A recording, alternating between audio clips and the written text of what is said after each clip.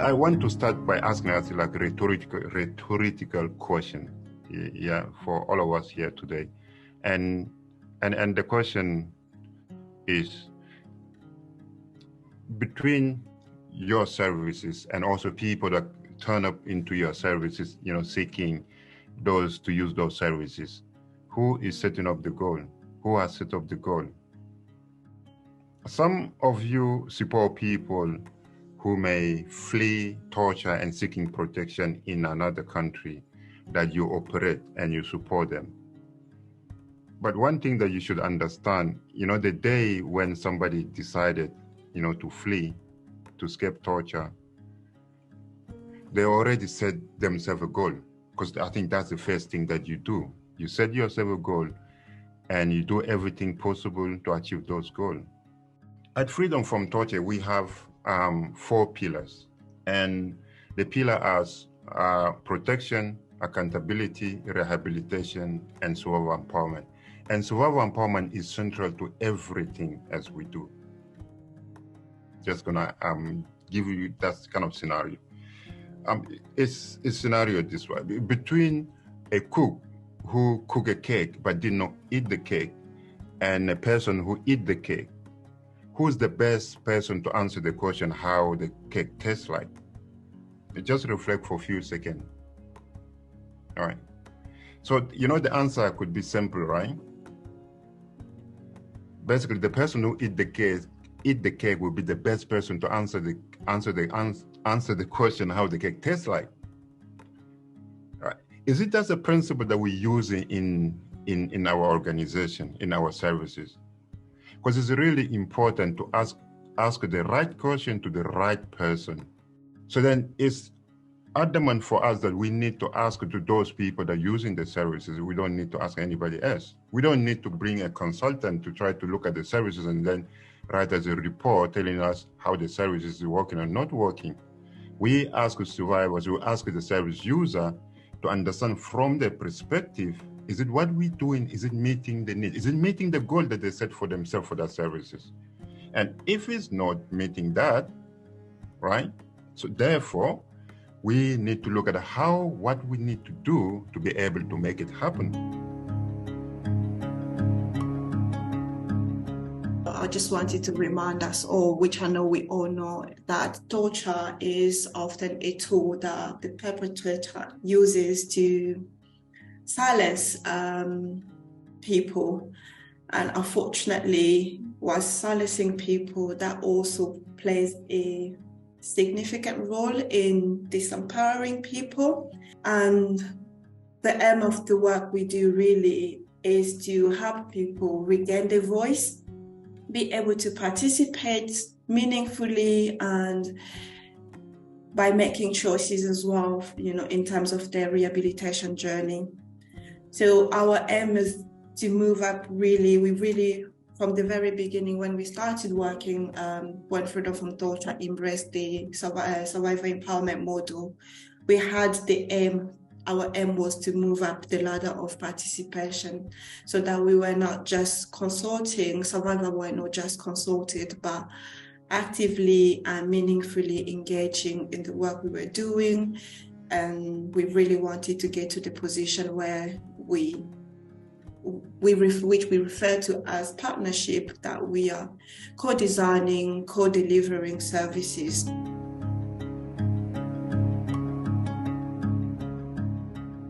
So, in terms of the services we provide at Freedom from Torture, we provide specialist evidence-based psychological therapy, and we offer that to anybody who has experienced torture, so who meets our remit as a survivor of torture. And we also provide a whole range of other services within our treatment team. They're probably 2 sectors that have actively supported and integrated service user engagement and peer support roles within their service delivery for a number of years. So our understanding is at a really basic level, service user engagement involves participation from a person with lived experience in maybe designing what their care plan might look like in terms of a clinical service. It might mean asking for feedback about how that individual has found the service, what they like, what they don't like. But actually at the other end of the spectrum, in the fullest form, what we would be expecting to see is that the leadership of organisations is held by people who have that lived experience, and that services aren't just co-designed with people with that lived experience, but they're also co-delivered, which is where we talk about co-production, so genuine co-production of services. And I guess as we've also been on our journey at Freedom from Torture around thinking about trauma-informed well-being and trauma-informed practice and the importance of that, there are some really nice parallels between trauma-informed practice principles and how integral engagement and empowerment is in ensuring that we are staying true to those principles themselves.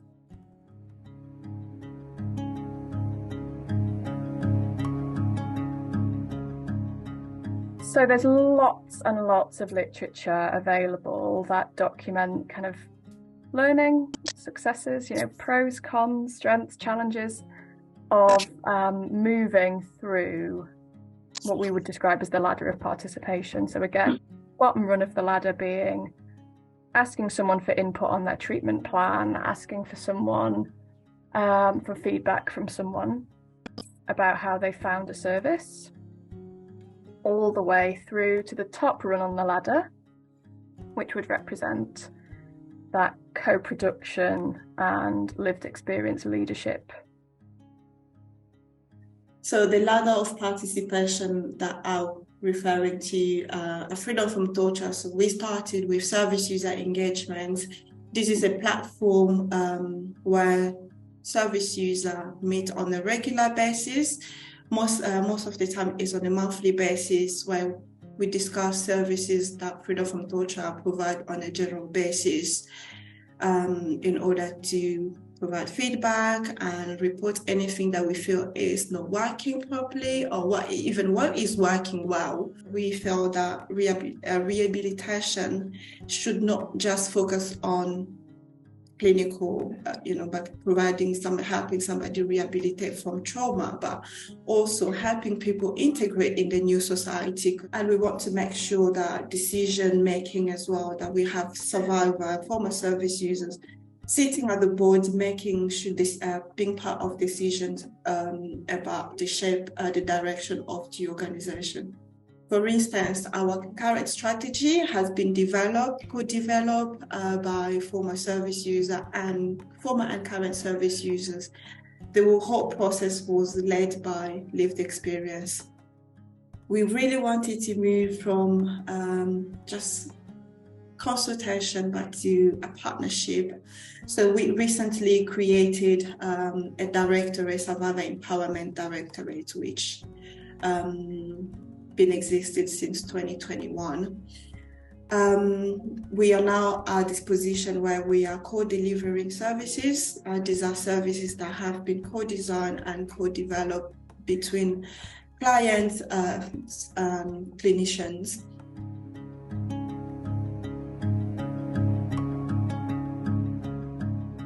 So we've been doing quite a bit of review of the literature available, and this really is some key themes about the benefits of moving up the ladder of participation. So of course it's empowering for all. So it's empowering for the individual who themselves may have moved up the ladder of participation. But it's also really empowering for other survivors of torture who might be accessing our therapy services to see that development and see that there is hope for people to recover and go on and engage with the service in lots of different ways. So that's really a really important aspect. There's also a lot of evidence that engagement with clinical services really increases. So that's super helpful, because with increased engagement means increased attendance, and increased attendance means we are more likely to have a successful therapy service. And it also means that our services are more likely to be able to help more people, because we're able to help more people more quickly. Also helps to reduce barriers, promote confidence. And there's quite a lot of evidence that services can become more effective and efficient. There's also the quality development that happens, being able to learn from individuals who have lived experience and who have accessed our services. Ultimately, those individuals are the expert about what it's like to be in receipt of our services. And so taking that feedback on board really helps to improve the quality for clients who might be referred in the future. And more broadly, it creates more diversity in our services and in our staff group and in our service delivery cohort, which really helps us with an opportunity to tackle inequalities and barriers that individuals with lived experience might face.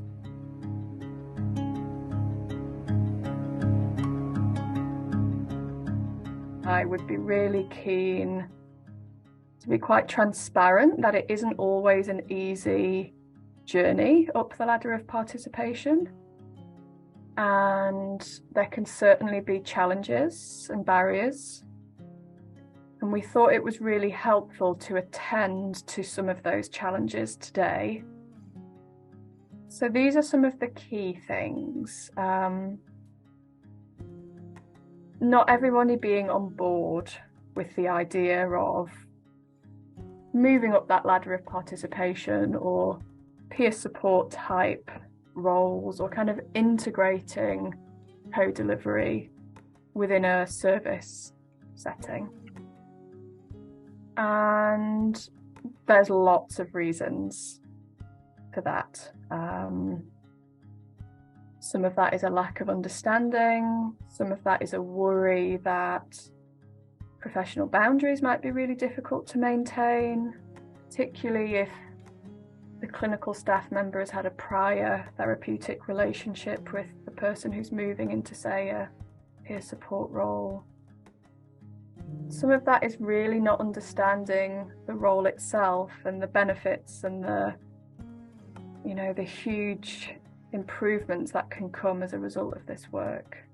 It can be quite hard to change the culture of a team sometimes to focus more on an individual rather than, well, as a service we need to deliver this, or as an organisation we need to deliver this. It's really important that in order to move up that ladder to co-delivery, there needs to be a real commitment and dedication, particularly from trustees, senior management team. In order for this to be successful, it really has to be embedded within the whole organisational approach. And I guess one of the other challenges is, without those clear boundaries or the understanding of remit, there can be a lot of conflicts in terms of maybe individuals in those co-delivery roles feeling like they have to do more and feeling a real commitment to the work and really identifying with other people with lived experience that they may be working with. So maybe there's a risk of that passion and going above and beyond approach, making it more likely that people might feel burnt out, might stretch themselves too far, might put work needs and demands over their own self-care and well-being. Or the opposite, if colleagues within the team have underestimated skills and abilities, that individual might not have the stretch and development opportunities that they are capable of and want and need. And so they might feel quite unfulfilled in their role, and feel like they're not being integrated and supported within the wider team. So there's definitely some challenges around ensuring, I guess, that the role is clear and that everybody understands and can support one another with it.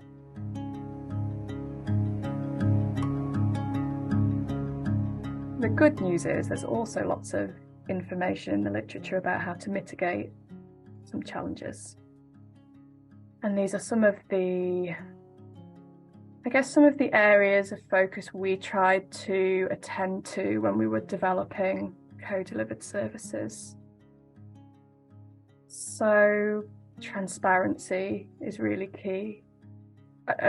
You can't over-communicate.